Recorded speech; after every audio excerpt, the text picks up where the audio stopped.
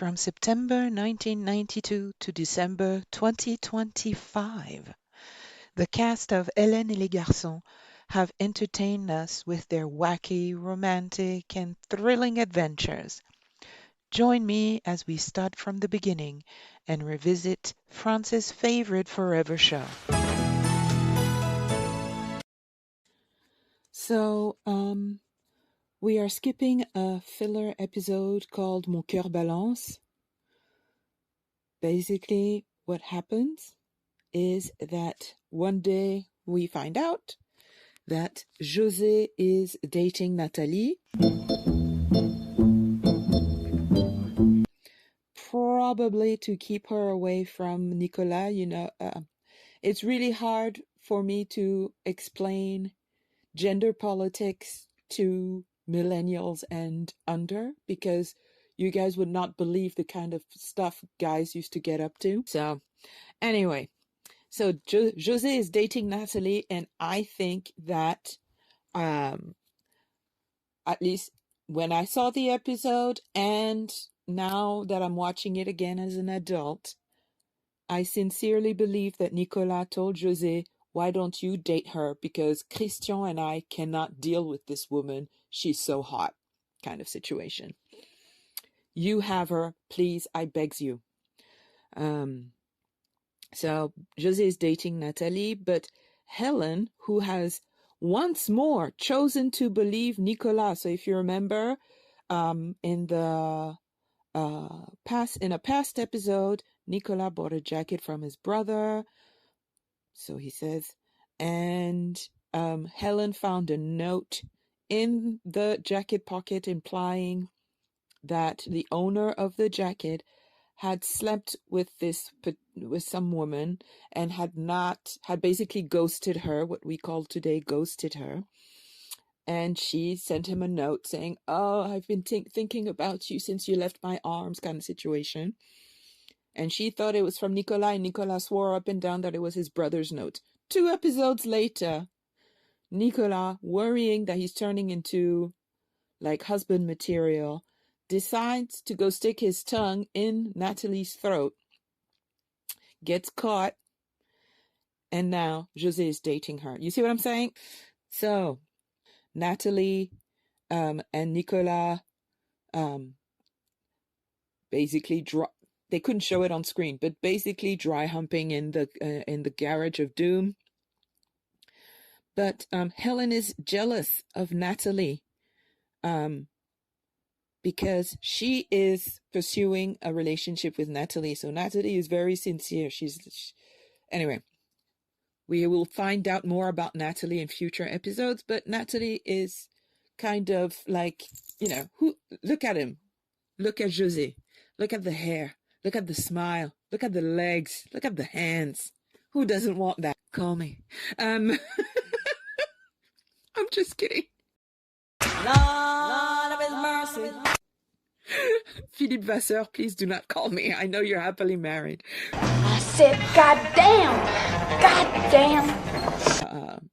Helen is jealous, finally, because obviously José is super charming.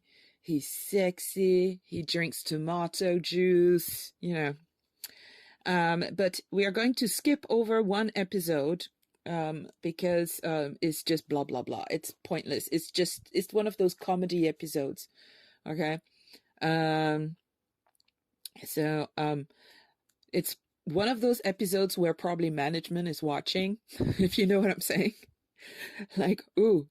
The head of the station is watching. Maybe we should produce a nondescript episode kind of thing. So in the episode we have skipped, Kathy and Joanna decide to make a sociology project of Helen's dilemma. Okay? Not the episode we skipped. In this episode, this is where we're going to catch up with the girls as they deal with Helen having doubts about her relationship with Nicolas and wondering if she was a bit too rigid in rejecting José. Let's get into it. So the gang and Natalie free José because José is one of the boys now. Kathy and Joanna are deep in their sociology experiment to help Helen decide if she should stick with Nicolas or give José a chance. Quest. Sparkle! Sunshine! Hush hush secret girl business, of course. So to kick off phase 2 of their test, phase 1 was the episode we skipped, it doesn't matter. Kathy and Joanna have invented a secret admirer called Alain and discuss a fake meeting between Alain and Helen. Il n'y a pas de multiple d'Hélène. Nicolas takes the bait and Helen glazes this imaginary student who is in love with her and recites her poetry. Kathy mentions that the imaginary suitor recited an erotic poem for and about Helen. Even José starts to pipe up, like, what do you mean? When Nicolas finds out that Helen allowed the imaginary Alain to give her a peck on the cheek, he storms off in a huff, closely followed by José, who's also upset. Soon, Etienne and Christian leave as well. Awesome. Helen worries that the test has gone too far, but Joanna reassures her. Never let a guy think he's the only one on your radar, or he will take you for granted. This by the woman who literally changed all her wardrobe and stopped eating and started exercising like a crazy person to make sure that her boyfriend would not stray. Maybe she learned something from her meeting with Jimmy.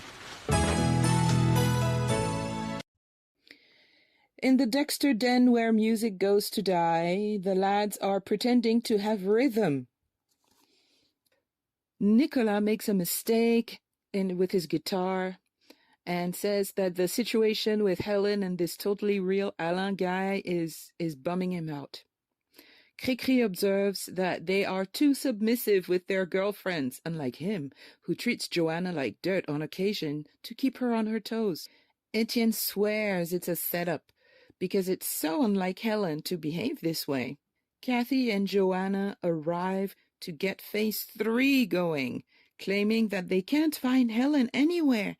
She's been gone since dinner last night, when she left to meet Alain. Dun dun dun.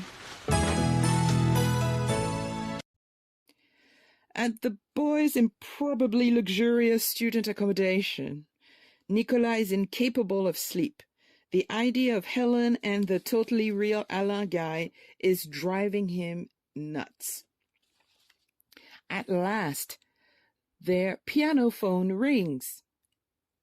Novelty telephones were a thing.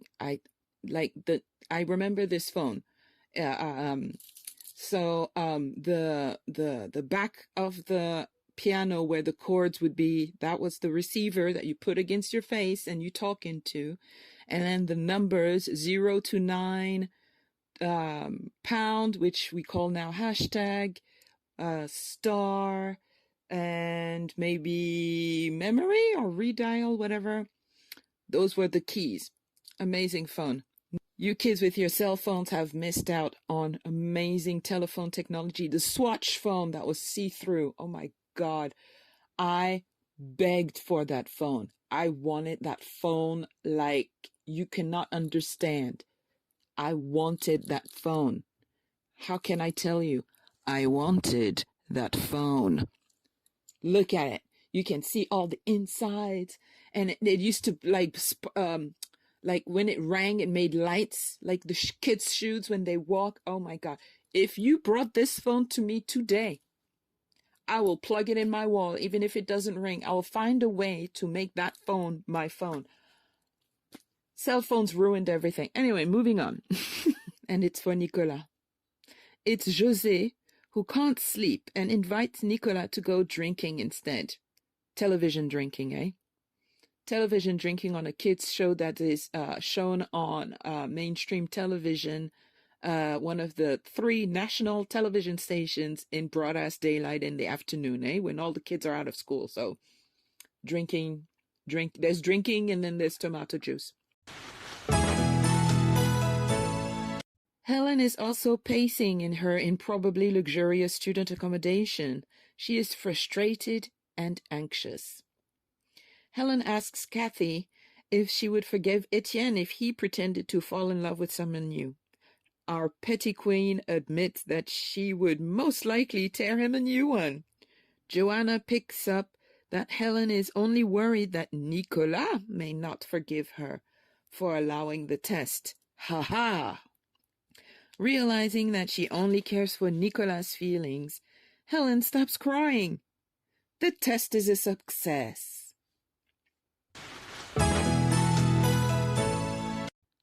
The lads are at the windowless cafeteria for closing time. They decide to use their insomnia to write a song for Helen. The boys aren't picking up the phone. The girls want to reveal their stratagem and finally come clean that, Alain doesn't exist. But at 3 a.m., where could they be?